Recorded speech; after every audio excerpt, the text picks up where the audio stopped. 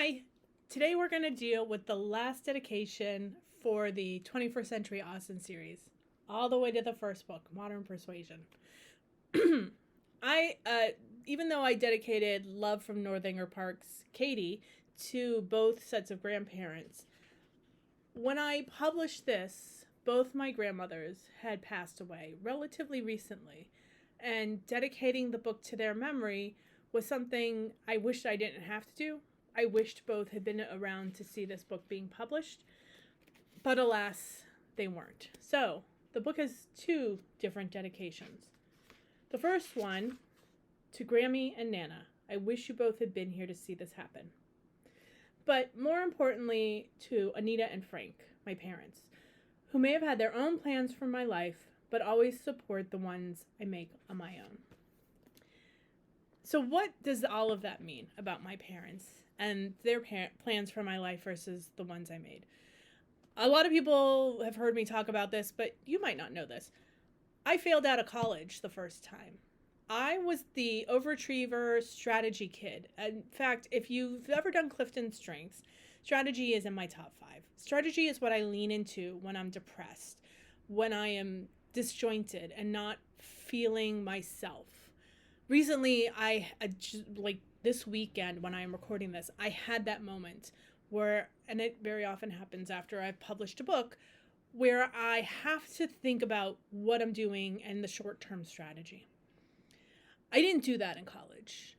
Getting into college was the goal, was the strategy. I had a kick-ass strategy for that one, and I got into all but one of the colleges I applied to. But I had had a crisis. It was a midlife crisis at 18. I had planned to do television editing. That's in production. That's what I had wanted to do. I was going to go to Emerson, University of Florida, something to do that.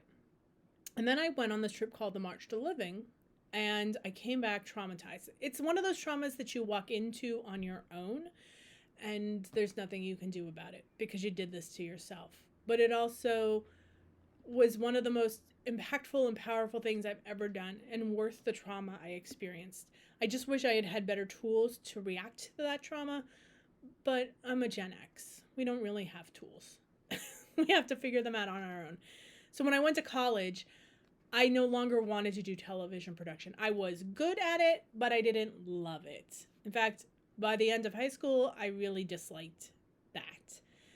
I just didn't know how to figure out what I wanted. I knew what I enjoyed, but I didn't see a future in it.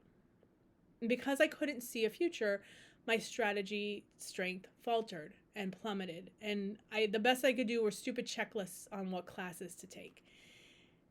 It took bringing me home to Miami to help me get back on that path, to figuring out my strategy, to figuring out where I was going.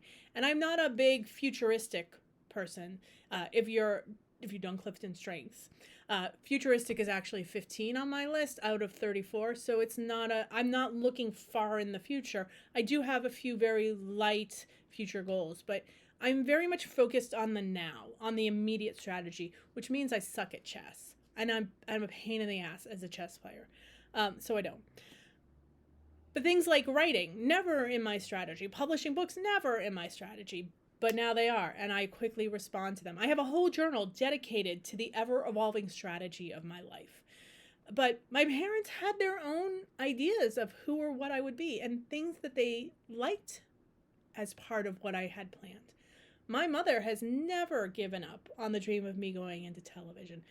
Every time something comes up, she reminds me that I have these skills. I can edit video, and it's not that hard. I do have those skills. But that's not what I wanted. And while they might have wanted this one path that they had seen so clearly for me, when I found my own path, they did not try to pull me off of it. They gave me every tool I needed to go full steam ahead. They helped me move to Boston so I could go to graduate school to be a librarian. They have made sure I'd have what I needed to live life making absolutely no money at my first job, but also everything I needed in this job, all the support, encouragement, even sometimes money to make my career goals happen. And writing was never in their plan for me. But if I need some help with publishing, they're always the first to offer it. So it might not have been their plan for me, but they've supported it every step of the way. And I imagine all 4 of my grandparents would have. So the very first book got dedicated to the 2 who couldn't see this happen, and the 2 who will do whatever I ask to make sure it continues to happen.